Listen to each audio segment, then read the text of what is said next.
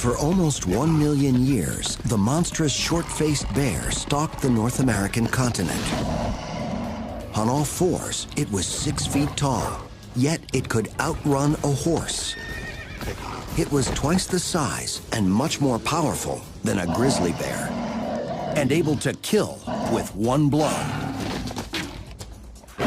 Today, scientists are still trying to determine just how this mighty creature lived and what it ate. How could such a formidable predator fade into extinction? Was it the change in climate or the arrival of human hunters? Now, science and innovative technology can take us beyond the bones. We are going to bring this animal back to life, 10,000 years after it left the planet.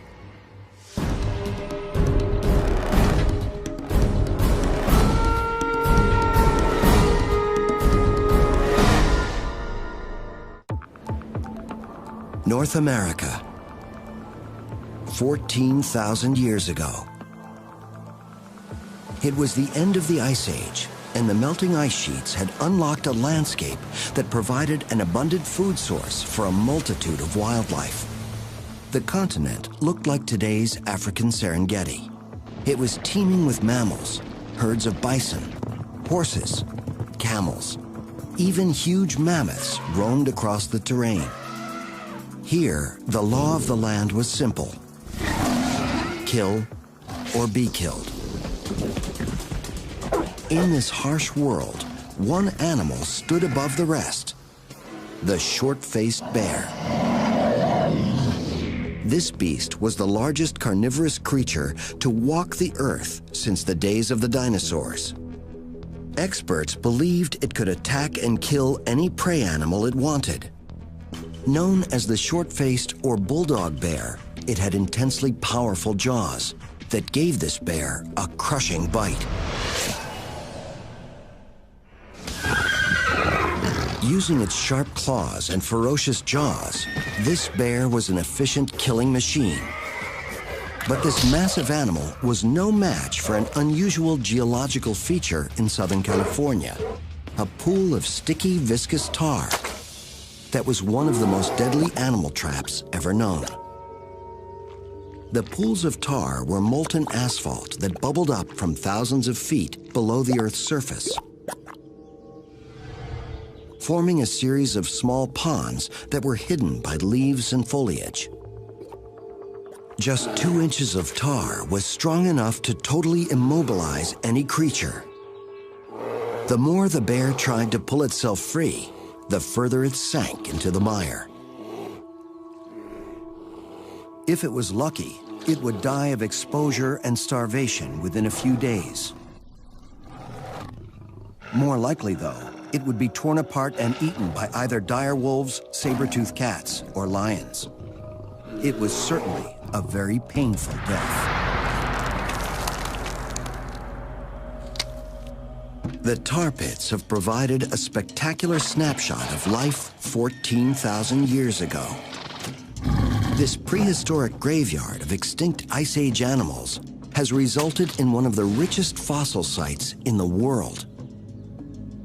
It's known as the Rancho La Brea Tar Pits and is located in the heart of Los Angeles. Since 1913, scientists have been unearthing the remains of thousands of animals who died there.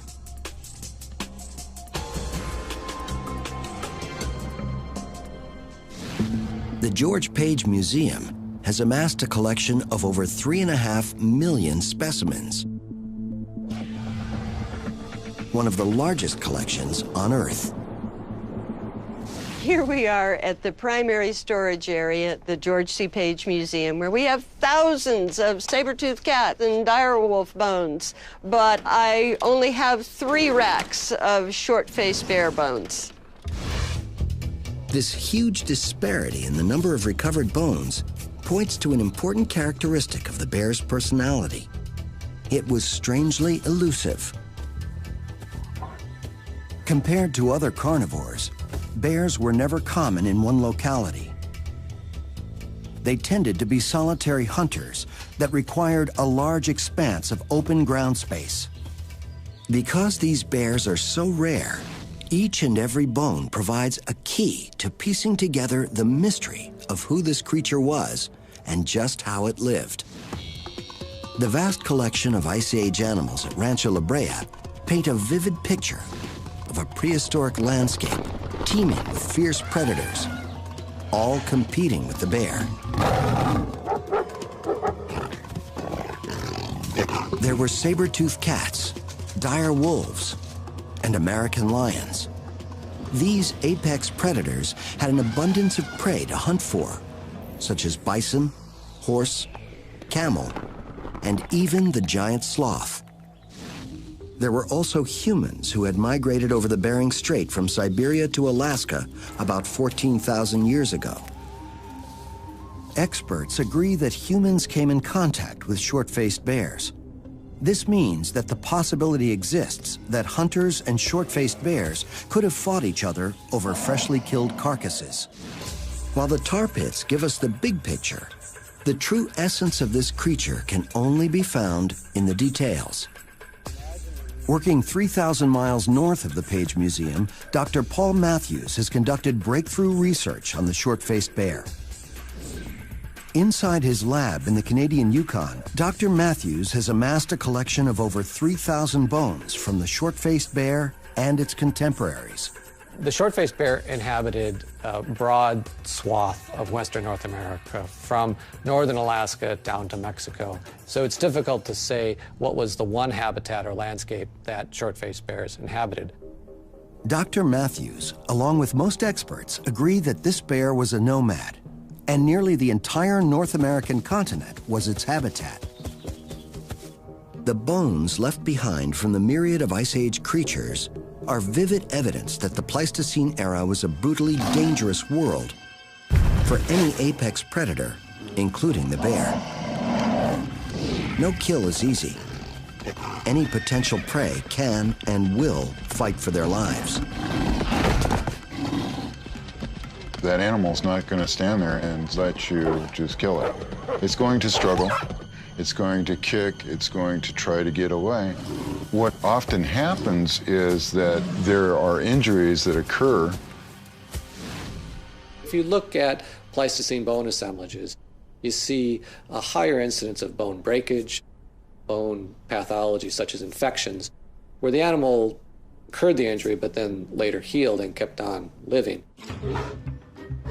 The closest North American relative to the short-faced bear would be its cousin, the grizzly. And while this bear may be as fierce, there are many characteristics that are very different.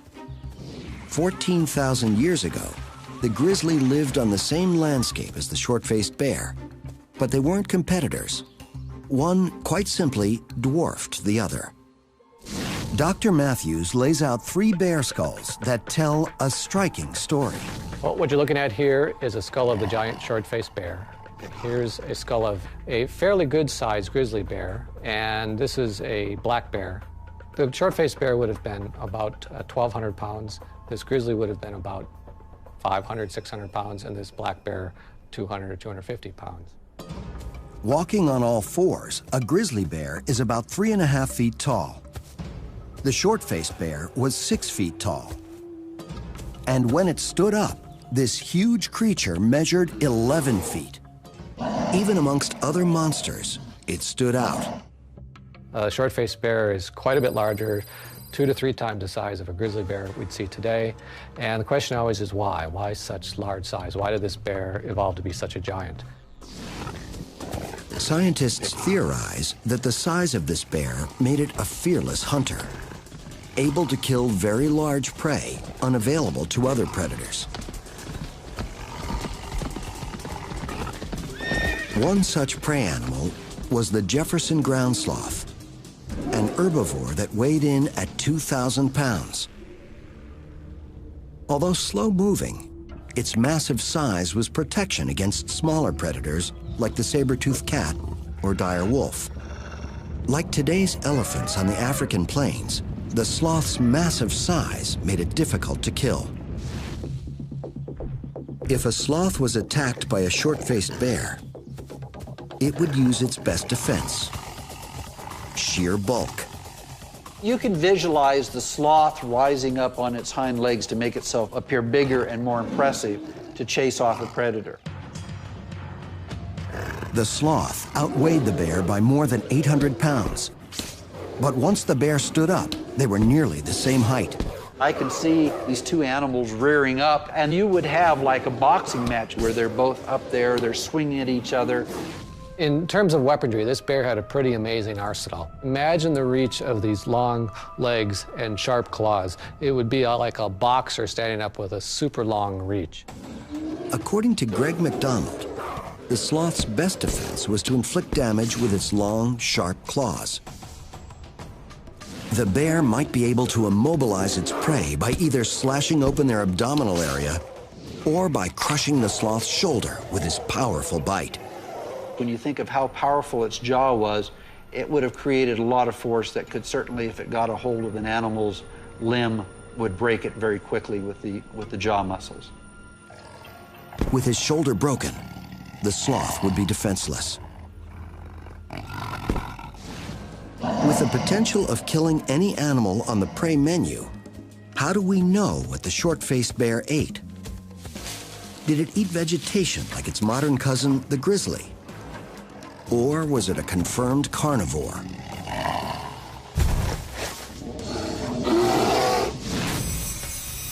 Now, these ancient bones become a dinner menu, helping us to go on a hungry prowl with one of the world's greatest predators. During the Ice Age, a monstrous predator stalked the American landscape: the short-faced bear.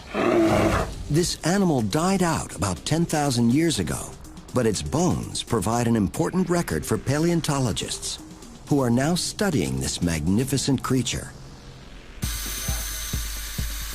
In a lab located in Canada's Yukon, Dr. Paul Matthews cuts into a 26,000-year-old ulna from one of these elusive predators.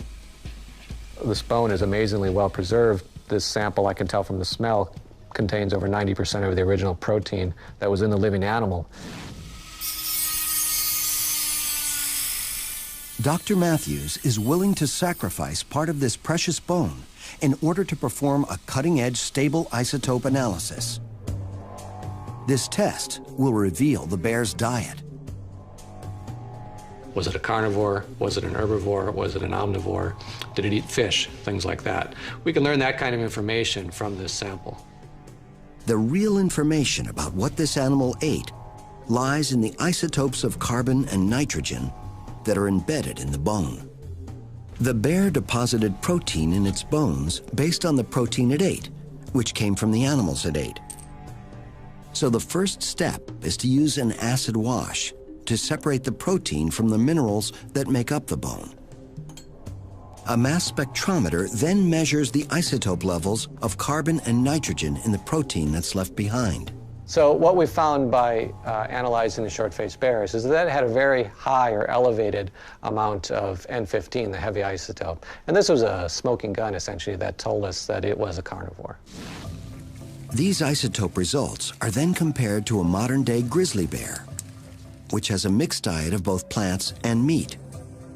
The results are clear. The short-faced bear only ate meat, a pure carnivore. More important, the isotope levels also reveal that short-faced bears had an appetite for almost every prey animal on the landscape. They would eat bison, horse, caribou, even mammoth. In looking at predator behavior, this presents an impossible scenario. There is no modern carnivore that can hunt down all those types of prey. Most predators are specialists, choosing to focus on one type of animal. The isotope levels of other Ice Age carnivores revealed that they all had a very narrow diet. For example, the saber-toothed cat primarily ate bison. This evidence presented a mystery about the bear. How did it capture its prey? Did it run fast? Did it chase small animals? Did it tackle big, large, ferocious animals? Just what did it do? How did it get its meat? Dr. Matthews also studied modern carnivores and calculated that the short-faced bear had to consume 35 pounds of meat a day to survive. This is more than twice the amount a lion needs. Although the short-faced bear has all the attributes of a supersized apex predator, a completely different profile of this colossal beast began to emerge.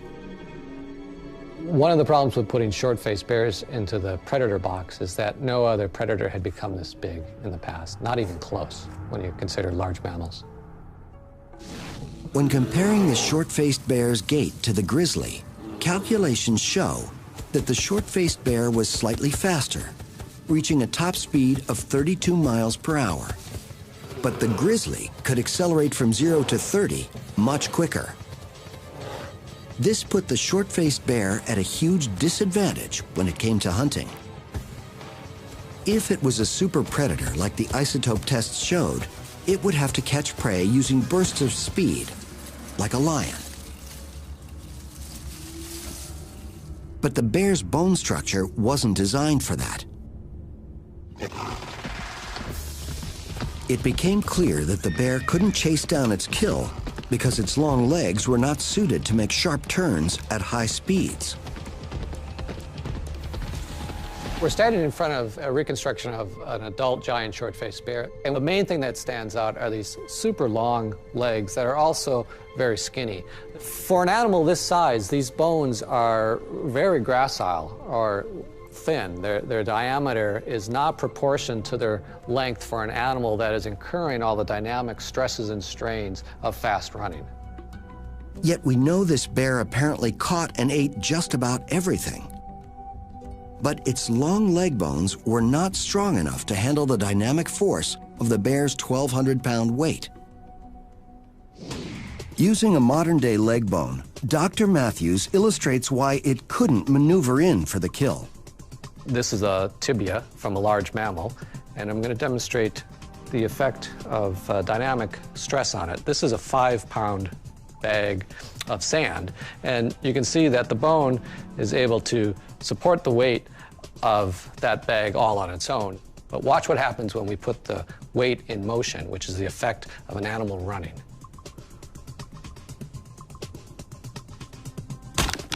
So what happens with 5 pounds of weight when it's in motion is it becomes something more like 100 pounds of weight, and this bone isn't strong enough to handle that weight. This simulates the effect on a bone when it slams into the ground during a high-speed chase. The short-faced bear could only chase an animal like a horse in a straight line.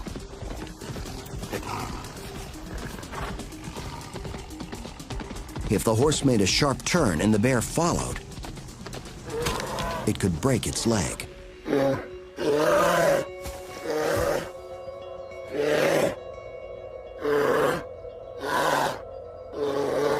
So when you start to piece together bits of evidence like this, you start to see a different picture of this animal. What you see is an animal that's very large, it's very lanky, that can travel at moderate speeds for a long time. Dr. Matthews believes he has solved this ancient mystery. The short-faced bear evolved into its massive size not for hunting, but for intimidating other animals into giving up their hard-earned prey. Far from the ultimate predator, the bear was instead the ultimate scavenger, roaming vast areas in search of a free meal. Today, grizzlies in Yellowstone Park will follow wolf packs and then seize their prey once they've made a kill.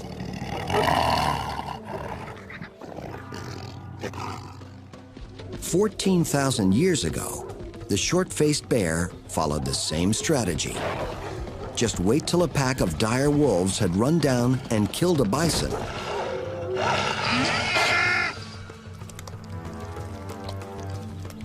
And then swoop in to steal their kill.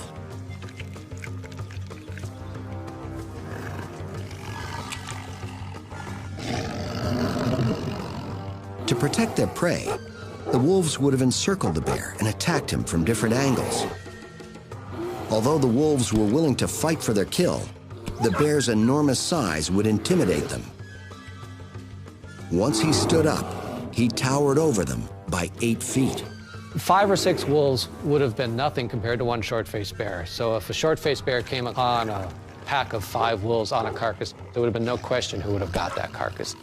It would have been the short-faced bears.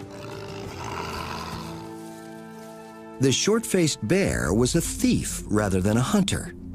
It was built to steal carcasses.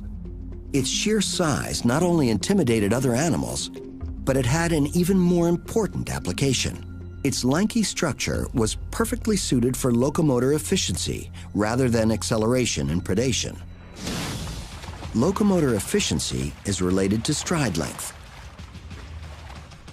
In hunting, the bear's thin legs were a disadvantage. But for efficient travel, the bear could swing these light limbs with almost no effort. This is actually a terrific gait if you're trying to reduce the effort it takes you to cover a square mile of ground. In his research, Dr. Matthews discovered the perfect animal that matched the bear stride for stride. It is one of the most efficient locomotors on Earth.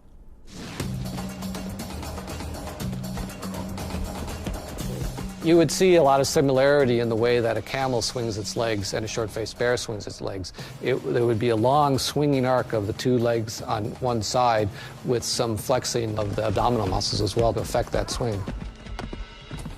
With the help of light legs and long tendons that store energy and then release it like a stretched rubber band, a camel can save 70% of its energy on each stride it takes. This ratio allows the lanky animal the efficiency to glide across some of the most treacherous deserts on the planet. Using other animals as an analogy, Dr. Matthews was able to calculate the bear's cruising speed at 8 miles per hour, which it could maintain for hours at a time. And some of the rough calculations show that its home range would have been upwards of 300 to 500 square miles for a single animal. That's just crazy. We don't find a carnivore today with a normal home range size that large. With its locomotive efficiency, the short-faced bear could easily glide across the landscape in the perpetual search for food. Most important, this meant the bear burnt fewer calories in its quest to find a meal.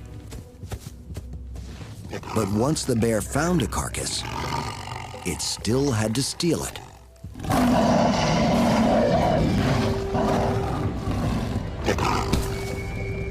And that was where the bear would earn its place at the apex of the apex predators. 10,000 years after its extinction, the short-faced bear is still an enigma. Its size and ferocity point toward this beast being a hyper-carnivore, hunting down any and all prey. But today, scientists are painting a different picture. This creature could have been a super scavenger, combing the countryside for carcasses. A compelling clue lies in South Dakota, where Dr. Larry Agenbrod and his team of paleontologists found the remains of a short-faced bear. Its presence provides an important clue in piecing together the lifestyle of this mega carnivore.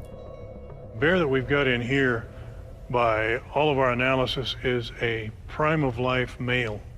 Pretty good sized bear. The question is, why is he in here?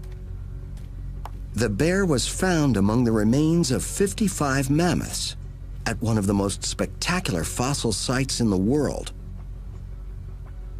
26,000 years ago, this area was a 60-foot deep sinkhole, about half the size of a soccer field. It was fed by an underground spring. Herds of mammoth were drawn to this mini oasis where they could find food and water. Eventually, some of these behemoths became trapped in the sinkhole. In 1974, Dr. Agenbrod brought a team of scientists to investigate the site. And when they realized the importance of what they found, they decided to leave each set of mammoth bones in the exact same spot where they died.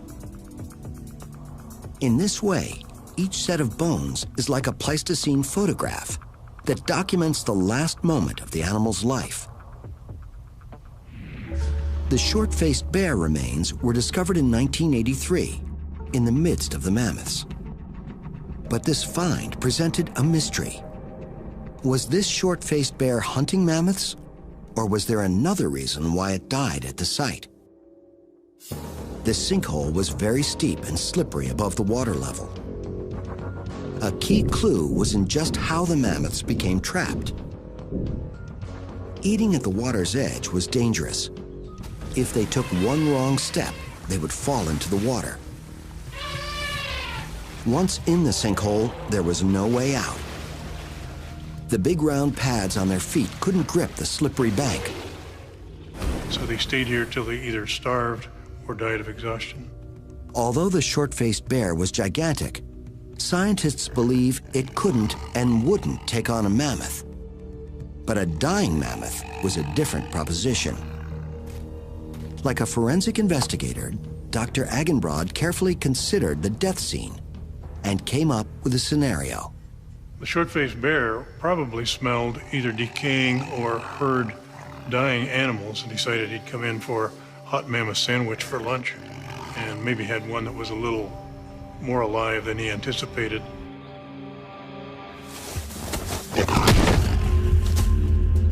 The likely death blow was inflicted by the mammoth's trunk. No evidence was found of trauma to the bear's bones. But a body blow to the chest area may have put the bear out of action without leaving any broken bones. But ultimately, how the bear died remains a mystery. How would a short-faced bear find 35 pounds of meat every day? As a super scavenger, it would have needed an array of powerful tools to find food, including an incredible sense of smell. This bear had increased nasal opening and more surface area in the bones that are inside the nose to do the smelling. So its smelling capabilities would have been much better than a brown bear's today.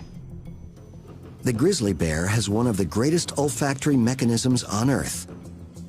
But the short-faced bear had a much larger nasal opening. Plus, the short-faced bear's height allowed him to stand up over 11 feet high and get his nose into the winds from far away. To get a sense of how proficient the bear's sense of smell was, we went to Bozeman, Montana. Here, Troy Hyde and his trained grizzly, Adam, demonstrated just how powerful a bear's sense of smell is. Troy has raised and trained grizzlies for 10 years. We're gonna do a little smell test with the grizzly. And what we're gonna do is we're gonna put some bait out across this valley and see if the grizzly can detect it with the smell alone and go to it. Troy has his assistant place the target about a half a mile away, behind a grove of aspens completely out of sight from Adam. Once the chicken scent gets into the mountain air, Adam has no problem picking it up. He's actually got his lip down and he's sucking air in through his lips. He's taking the wind in through his sinuses and through his brain. He can pick out what that is and sort it out. He's sucking it in. In no time, Adam has determined the location of the target and is on the move in its direction.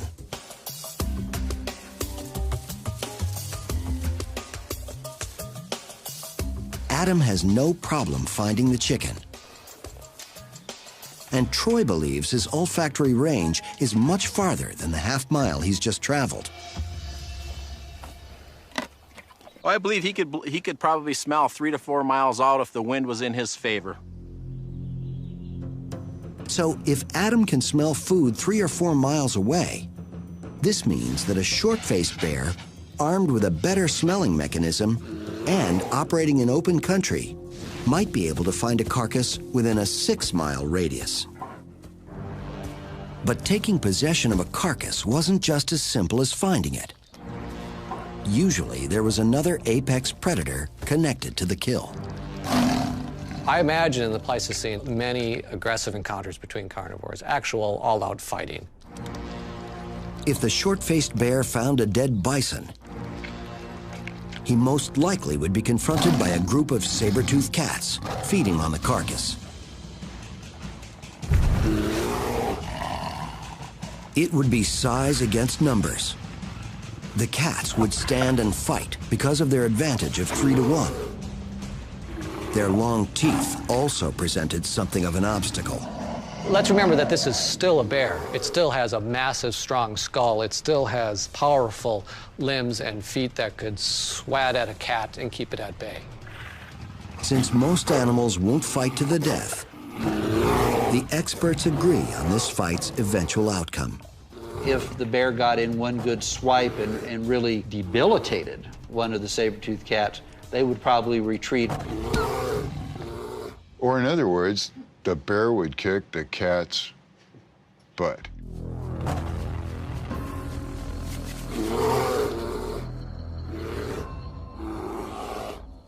This kind of confrontation might explain why the short-faced bear evolved into such a large creature. Sometimes it didn't even have to fight for its food. Its mere presence was enough to scare off a predator from a freshly killed carcass. But what happened when the bear was late for dinner? Like today's lions in the African Serengeti, no matter how fast the bear tracked down a carcass, other predators would have already eaten the animal's prime parts.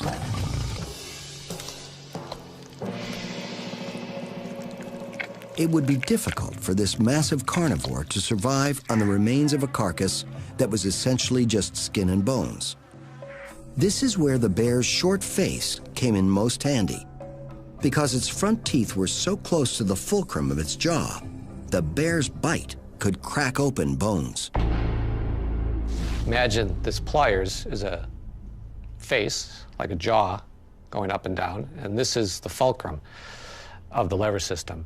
If you picture the anterior teeth trying to bite bone or anything else, you can see that there's not very much power in that bite. The anterior teeth aren't very strong. I'm trying to squeeze that very hard, and I'm having no effect on that bone.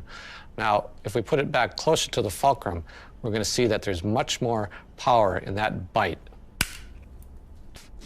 The bear's short face gave its jaw the ability to crack open very large bones and access nutritious marrow cavities that contained fats, lipids, and extra calories.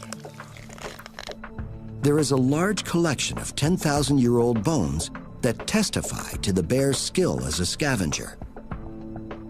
This is a very large bison bone from the Pleistocene. It was a large male, and this is the size bone that only a short-faced bear could have opened up. Dr. Paul Matthews is convinced the short-faced bear was a super scavenger. It could find nourishment in almost any carcass, even if that carcass belonged to another predator. Those feet, they're bigger than a softball mitt, and they got great big daggers on the end of it. He could probably rip you in half with one blow. Some experts believe that while the short-faced bear didn't actively hunt prey animals, it was still king of the beasts. But there was another dangerous predator who appeared on the landscape: human beings.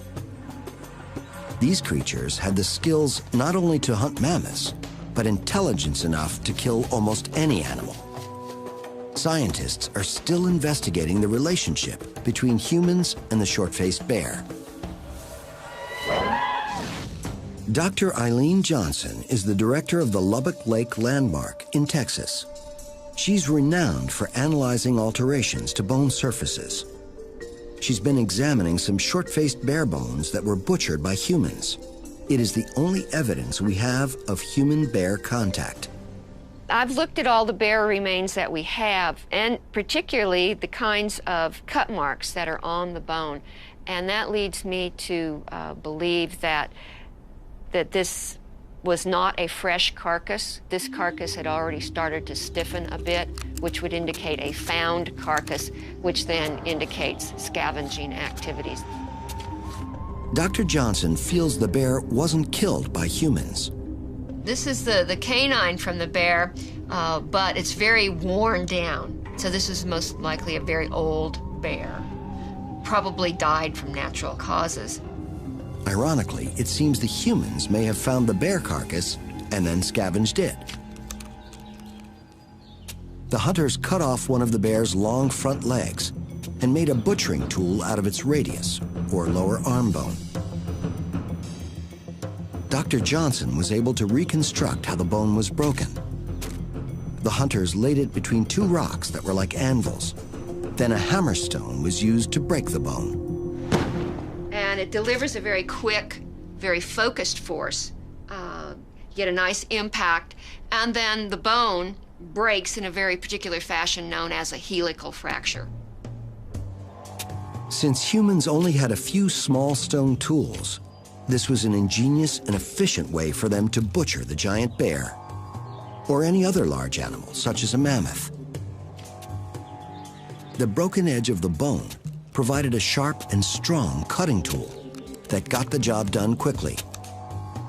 When the hunters were done butchering, they discarded the bone so they didn't have to carry around a lot of heavy tools. They would just make new tools at the next kill site. So it would lighten their load, it would limit the need to have an extended tool kit. But hunters did carry one item that was essential for survival: the Clovis point. This was a stone weapon that was one of the first technologies invented by humankind. It was discovered in 1932 next to a dead mammoth in Clovis, New Mexico. Later, scientists were able to carbon date the mammoth bones, estimating the age of the spearhead as 13,500 years old. The Clovis point was such an important hunting tool that anthropologists dubbed the prehistoric Native American culture who used it Clovis people. These hunters specialized in taking down mammoths, and they were very good at it.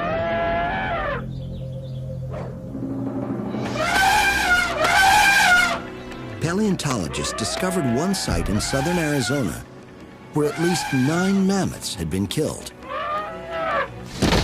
But butchering a massive mammoth carcass would attract unwanted attention from a creature used to taking any carcass it found. If he smells a fresh kill, he's going to go for it. If there's a few funny-looking people around, that's not going to intimidate him. He's going to try to intimidate them, usually by standing up and giving a display of his size. But while the humans couldn't match the bear's strength, they did carry a lethal weapon that could protect them from any fierce predator. The atlatl dart, armed with a Clovis point. The atlatl was humankind's first mechanical invention. It was a stick with a hook or socket that a hunter used to launch a light spear armed with a Clovis point. This is a replica Clovis point. It's very sharp, and with a lot of power behind it, it's easily going to penetrate the bear's skin. When thrown properly, an atlatl dart traveled at 100 miles per hour and was very accurate at close range. Still, Dr. Agenbrod feels it would have to be a very lucky shot. The hunters would have to aim for the vital organs that offered the most vulnerable target. Behind the bear's rib cage were its lungs, heart, and liver. You don't want to try hitting this animal in the head. You're going to be bear food if you do that. But who would have won this fight? In my opinion, Clovis people were very intelligent. They're using the very best tool material. They've invented a spear point that is a killing machine, and they're going to try to dispatch him. You don't want to be in direct competition with this bear because you're going to lose. These are people who are trained from their youngest time. They're trained with their weapons, so I think that they are capable of defending themselves. While the results of human-bear conflict aren't certain, there is one undeniable fact. 10,000 years ago in North America, the megabeasts suddenly went extinct. This event is unprecedented and unexplained.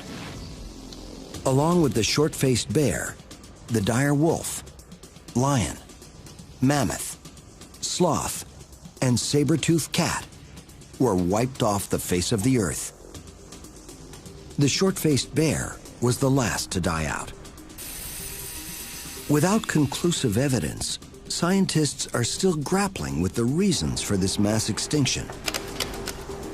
Currently, there are a number of popular theories. One is overkill by humans.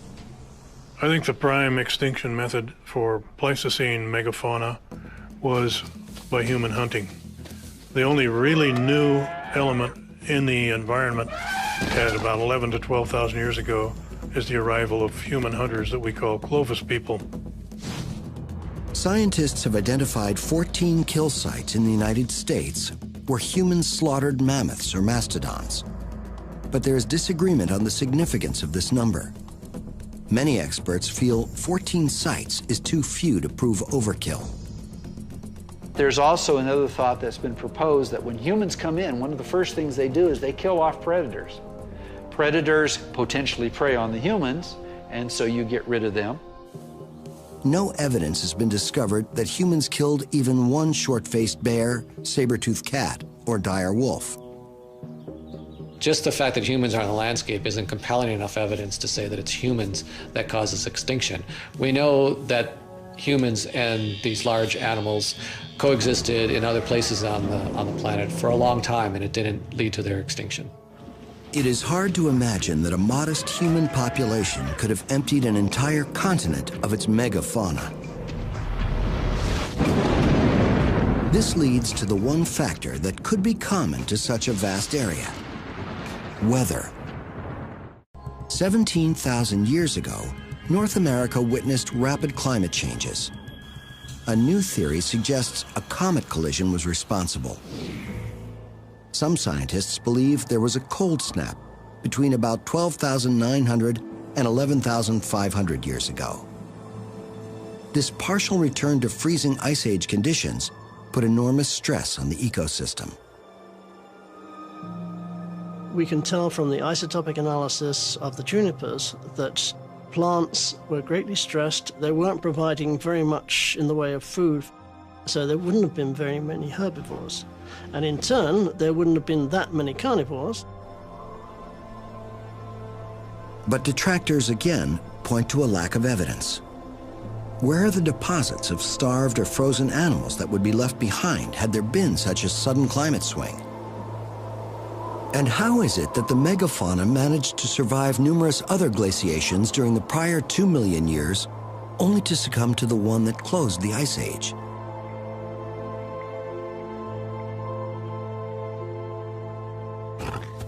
So what happened to the short-faced bear? Dr. Paul Matthews favors a scenario where climate change caused the large prey animals such as mammoths and sloths to go extinct.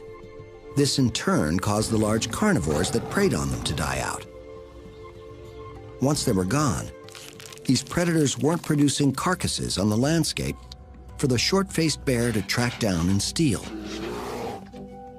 So eventually, you had such a low density of carcasses on the landscape that short-faced bears could no longer make a viable living. Lacking the adaptability to find other food sources and being solely a meat eater, the short-faced bear died out. Interestingly, its relative, the grizzly bear, had to struggle with the same climate changes, yet it survived.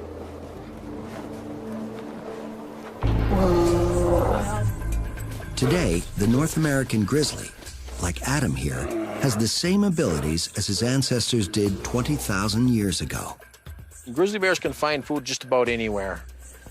They have the nose to find it. They're an omnivore.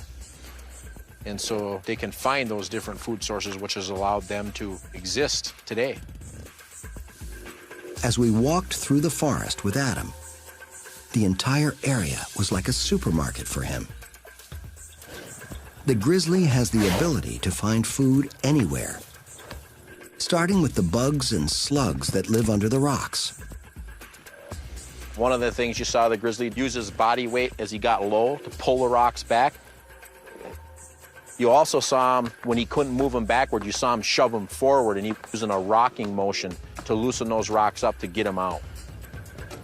Plus, he has the brains and brawn to obtain hard-to-reach food sources. No matter if it's in a mountain stream or up in a tree,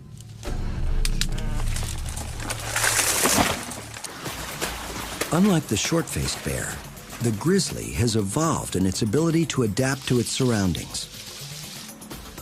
Although it prefers a vegetarian diet, the bear learned how to kill elk and deer in the lower 48 states, using short bursts of speed to surprise and blitz the animal.